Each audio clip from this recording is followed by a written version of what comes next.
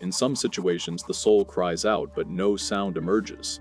We remain standing there, trapped in emptiness, asking ourselves, why do I feel this hollowness despite everything? Despite success, despite love, despite all I've accomplished? This question isn't new. 9 centuries ago, a man sat in a dark corner confronting this same destructive void.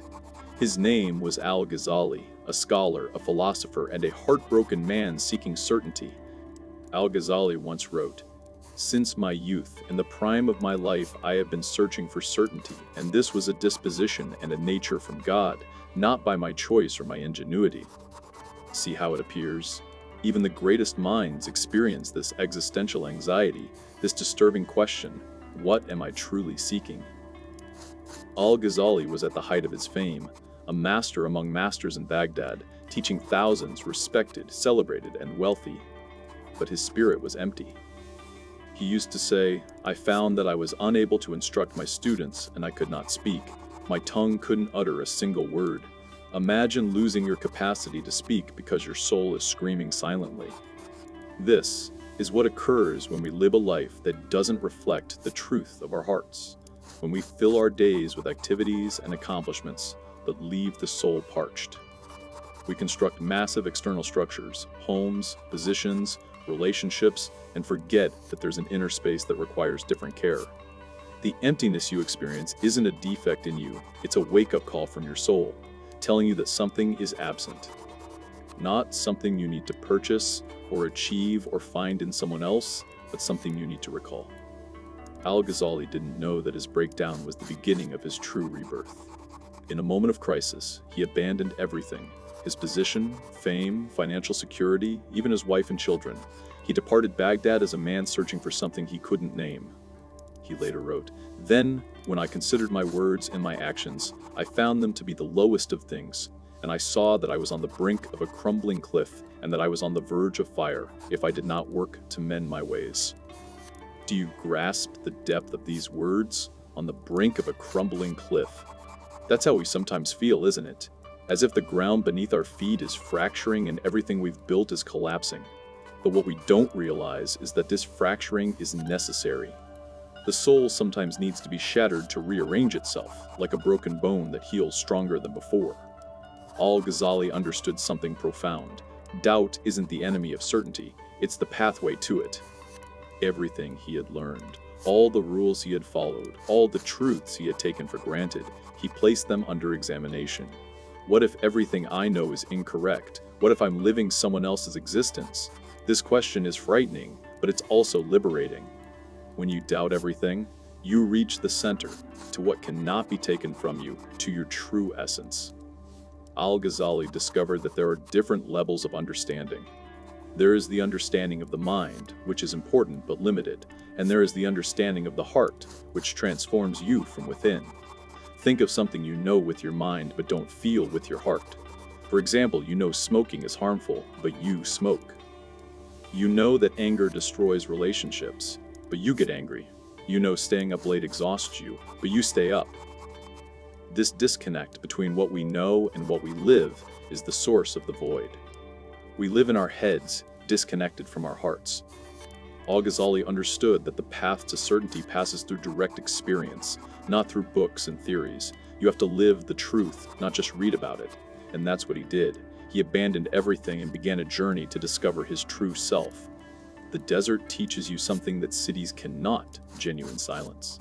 Al-Ghazali spent years traveling, Damascus, Jerusalem, the Hejaz, but the real journey was internal. He was learning how to sit with himself without escaping to books, debates, or opinions. How many of us can sit in silence for 5 minutes without checking our phones, without thinking about a to-do list, or reliving a conversation from yesterday? Al-Ghazali discovered that silence isn't the absence of sound, but the presence of something deeper.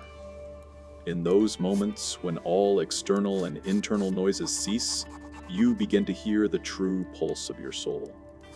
He wrote, "And I am certain that the Sufis are the ones who follow the path of God, especially since their biography is the best of biographies. Their way is the most correct of ways, and their morals are the purest of morals." But what does he mean by those who follow the path of God? Does he only mean monks and mystics? No, He means everyone who searches for the truth with their heart, not just their mind. Everyone who wants to live authentically, not to imitate. Everyone who searches for meaning beyond appearances. Here's a simple exercise Al-Ghazali practiced. Sit in a quiet place. Close your eyes, breathe slowly, and ask yourself, who am I when I strip away all the roles I play? Who am I when I'm not an employee, a husband, a father, or a friend? Who am I at my very core? Don't try to answer with your mind. Just feel. Let the question penetrate into your depths like water in soil. Al-Ghazali spent months in this kind of meditation. He wasn't seeking complex philosophical answers. He was seeking something simpler and deeper, the feeling of true presence. At first, he felt anxiety and boredom. His mind was accustomed to debate, analysis, and discussion. Now, suddenly, he was required to be still. But gradually, he began to feel something different, a tranquility that doesn't come from solving problems, but from accepting their existence. A joy that doesn't need an external reason. A feeling of completeness that doesn't depend on possessing something. This is what the Gnostics call taste, to taste the truth with your heart, not just to understand it with your mind. One night, as he sat under the starlit sky, Al-Ghazali understood something shocking. The emptiness he felt wasn't due to a lack in his life, but to a surplus of hollow things in it. We fill our lives with things that don't satisfy our souls, and then we wonder why we feel hungry, like someone who eats candy all day, and then wonders why their body is weak. Al-Ghazali wrote, "Know that the heart is like a vessel. If it is filled with something, it can't hold anything else." This sentence holds a deep secret. Your heart is like a small cup. If you fill it with anxiety, there's no room for peace. If you fill it with fear, there's no room for trust. If you fill it with material things, there's no room for spirituality. Al-Ghazali discovered that most people live in a state of permanent intoxication, not the intoxication of wine, but the intoxication of busyness, distractions, and the race after things that don't matter. We chase money to buy things we don't need, to impress people we don't like, in jobs that don't move our hearts. And then we wonder why we feel empty. This is what Al-Ghazali calls heedlessness, to live asleep while you're awake, to be physically present, but spiritually absent. Think about your day yesterday. How many hours did you spend truly present? How much time were you doing one thing and thinking about another? How much time were you with people, but your heart was somewhere else? Al-Ghazali said, "The world is the farm of the afterlife, and worship is the path to reaching it." But what is meant by worship here? Does it mean only prayer and fasting? No. True worship is to live with awareness, to be present in every moment, to eat while feeling the taste of the food, to walk while feeling the earth beneath your feet, to listen to your friend while you're truly listening, not just waiting for your turn to speak. Al-Ghazali understood that paradise isn't just a place we go to after death. Paradise is a state of consciousness we can live here and now, and hell too. When you live in heedlessness, when you're disconnected from your soul, when you chase things that don't satisfy you, that is hell. But when you are present, connected, aware, and filled with tranquility, that is paradise. The question now is, where are you living? Listen to the voice of your soul calling to you from your depths. Enough running, enough denial, enough postponing the true meeting with me. Al-Ghazali spent 10 years on this journey of searching, 10 years of experimentation, falling, getting up, and discovering. And in the end, he reached a simple and astonishing truth. He wrote, "I have now come to a certain knowledge that they are masters of states, not masters of words. And what can be attained by the path of knowledge I have already attained, and there remains nothing but what cannot be reached by hearing and learning, but by taste and state." Do you see? By taste and state, not by reading and theories. You must taste your life, not just analyze it. You are now standing at the same crossroads where Al-Ghazali stood 9 centuries ago. You can choose the path of heedlessness, to continue chasing things that don't satisfy you, to fill your days with busyness to avoid facing the emptiness within you. Or you can choose the path of awakening, to begin the journey back to your true self, to learn how to sit with your silence without fear, to discover that tranquility doesn't come from achieving all your dreams, but from being content with who you are now. This doesn't mean abandoning ambition or stopping growth. It means doing all of that from a different place, from a place of fullness, not a place of lack. Al-Ghazali learned that true happiness doesn't come from adding new things to your life, but from removing the veils that prevent you from seeing the beauty that is already there. You are not broken and in need of repair, you are whole and in need of remembering. If this call stirs something within you, if you feel your soul saying, "Yes, this is what I was looking for," then don't let this moment pass. If this call reached your heart, subscribe to the channel. If you want to continue this journey with us, and write this sentence in the comments, "If you are ready to begin, I am ready to return to my true self." Because the real journey begins when you admit you're lost, and true healing begins when you stop running from the pain and start understanding its message. When Al-Ghazali decided to return to teaching after 10 years of his journey, he was not the same man who had left Baghdad. He had learned the profound secret to live in the world without the world living in you. This doesn't mean isolation or running from responsibilities. It means being fully present in everything you do, but without losing yourself in the roles you play. He wrote, "He who knows his self knows his Lord." This isn't just a philosophical statement, it's a roadmap for returning to your reality. What is meant by knowing yourself? Not knowing your love for coffee or your hatred for noise. These are superficial preferences. True self-knowledge means seeing the deep patterns that drive your life, understanding why you repeat the same mistakes, why you're drawn to the same type of hurtful people, why you fear certain things or run from specific situations. Al-Ghazali discovered that most of our actions don't come from a conscious choice, but from unconscious programs we carry since childhood. For example, if you feel you need to please everyone, it might be because you learned as a child that love is conditional on obedience. If you fear failure, it might be because you linked your self-worth to your achievements. If you feel lonely, even among people, it might be because you hide a part of your true self for fear of rejection. These unconscious programs are like colored glasses. They make you see the world in a distorted way without you realizing it. Knowing yourself means taking off these glasses, seeing reality as it is, not as you fear it to be or wish it to be. Al-Ghazali developed practical exercises for this purpose. Here's one of them. At the end of each day, sit for 5 minutes and ask yourself, when did I have a strong reaction today? When was I angry, scared, sad, or frustrated? Don't try to justify the reaction or blame others. Just look at it and ask, what are these feelings trying to tell me about myself? For example, if you got angry when someone didn't reply to you, it might be telling you that you need others' attention to feel worthy. If you felt anxious when you didn't reply to work emails immediately, it might be telling you that you feared disappointing others or losing their approval. This type of self-observation gradually frees you from being a slave to your unconscious reactions.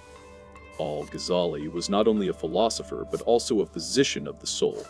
He understood that every spiritual disease has a cure, and every psychological pain has a treatment. He wrote, "If the heart has no light of knowledge in it, it is like a dark house in which nothing can be guided to." But what is this light of knowledge? It is awareness, the ability to see what's happening within you without judgment. To observe your thoughts and feelings as you observe clouds in the sky. They exist, they change, but they are not you. Most people live identified with their thoughts and feelings. If they feel sad, they say, "I am sad." If a thought of fear comes to them, they say, "I am afraid." But Al-Ghazali taught something different. You are not your feelings, and you are not your thoughts.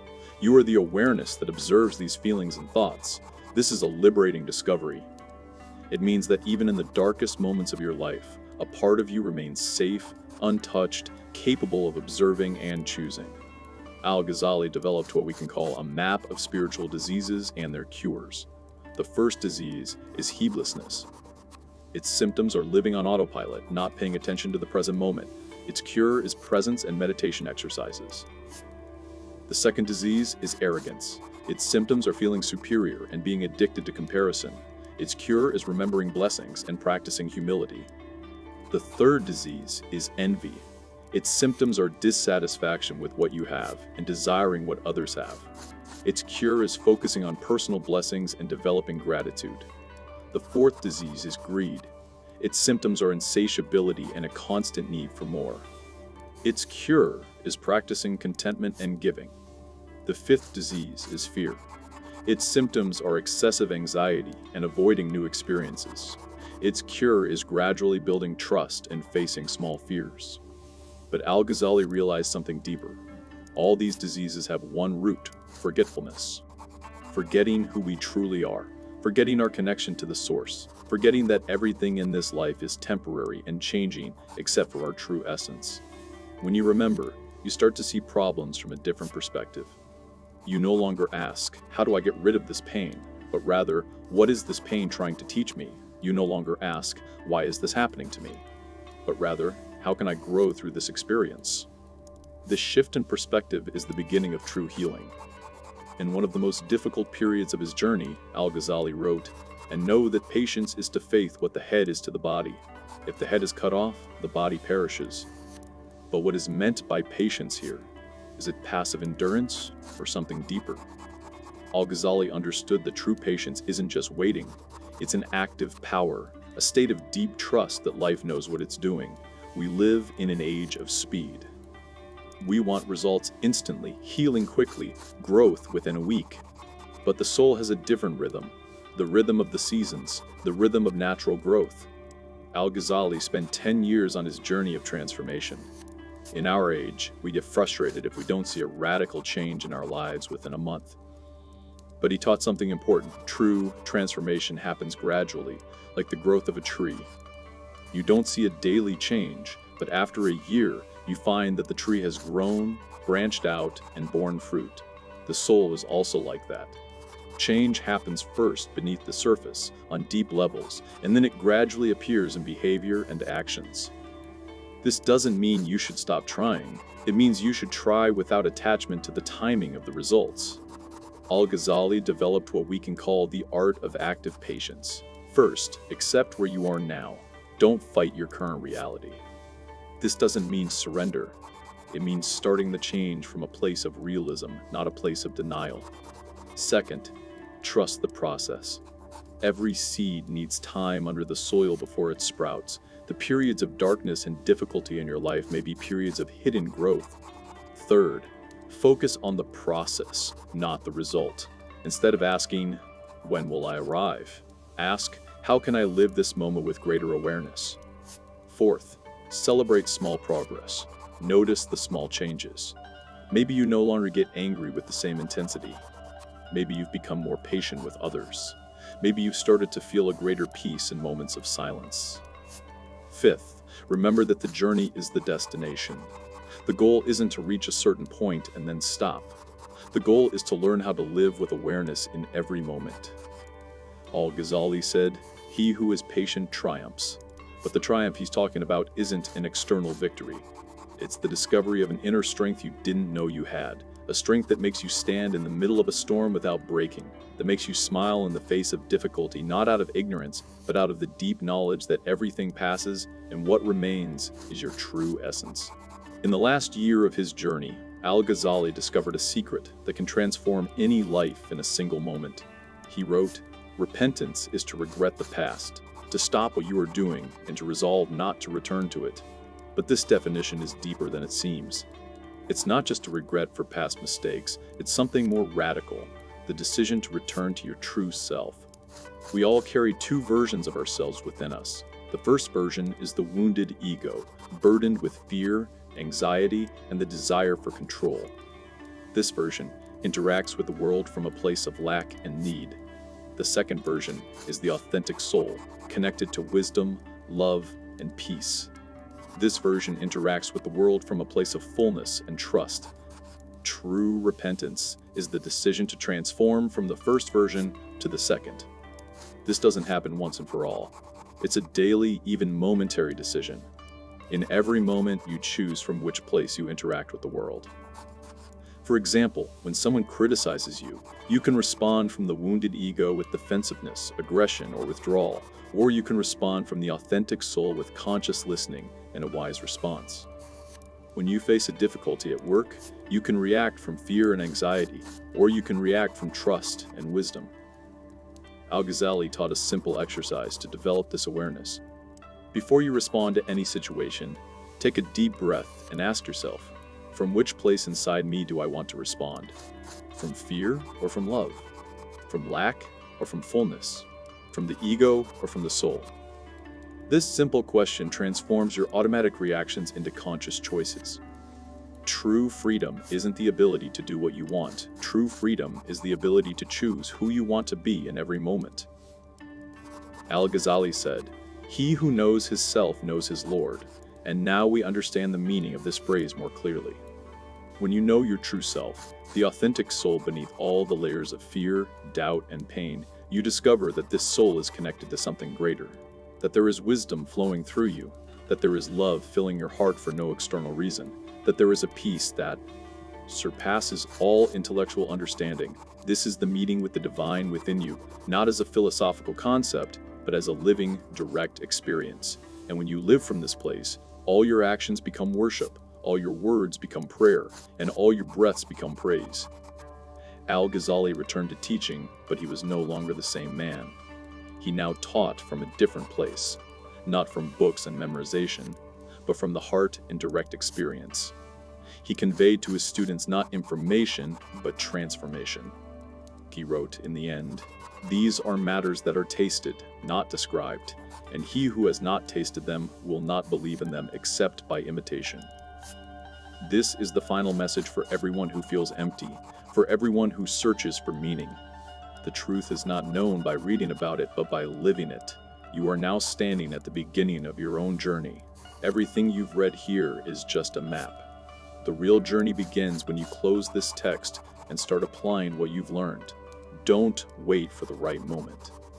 Don't wait until you're ready. Don't wait until you understand everything. Start from where you are, with what you have. Start with 5 minutes of silence every day. Start by observing your breath. Start by paying attention to your feelings without judging them. Before every response, start by asking yourself, from which place inside me do I want to respond? Start by being grateful for 3 things every night before bed. Start by treating yourself with the kindness you would treat a dear friend. These are simple steps, but they are capable of transforming your life if you practice them regularly. Remember, Al-Ghazali was not a superhuman. He was a human just like you, who felt pain, confusion, and fear. But he decided to face these feelings instead of running from them. He decided to search for the truth instead of living in illusion. He decided to choose growth instead of choosing comfort. And now, it's your turn. The emptiness you feel isn't an enemy to be fought. It's a teacher trying to guide you to something missing in your life. The pain you carry in your heart isn't a punishment. It's an invitation to healing. The anxiety that keeps you awake isn't a weakness. It's a sign that your soul wants to grow. Everything you need is already within you. You don't have to become someone else. You just have to remember who you truly are. And this remembering happens gradually, with patience, love, and gentleness towards the self. As Al-Ghazali said in his final words, "And he who reaches this station finds that the arrival does not end, but that every arrival is the beginning of another arrival." Your journey has not ended, it is just beginning now, and we are with you every step of the way.